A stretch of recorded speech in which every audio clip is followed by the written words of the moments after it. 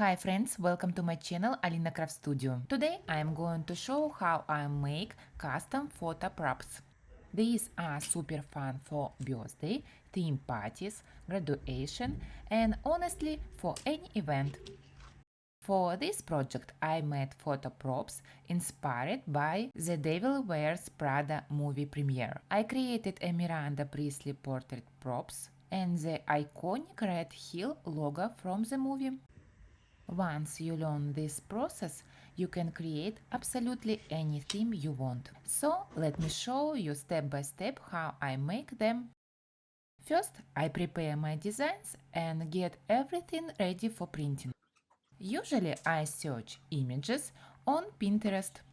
Then I upload them in Cricut Design Space, but honestly you didn't even need a Cricut machine to make photo props like that.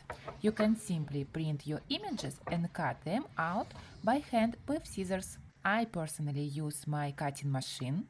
Cricut makes the process much faster and easier, especially when I'm making multiple props or detailed designs. But if you don't have cutting machine, you can still make them yourself at home. Also, I definitely recommend printing images on photo paper because the colors look much brighter and more professional in pictures. For the handles, you can use wooden sticks or plastic. I will leave links to all the materials in the description on this video. To attach the handles, I use hot glue gun. If I want extra durability, I add another cardstock layer to the back before attaching the stick.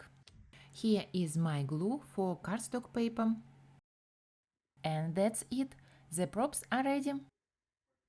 I brought these with me to my book club movie night and they turn out so cute in photos. I love making party decorations so much. They make events feel more personal and memorable. And again, this same technique you can work for basically any occasions. If you enjoy this tutorial, don't forget to like this video and subscribe to my channel for more crafting tutorials. Thank you for watching and happy crafting!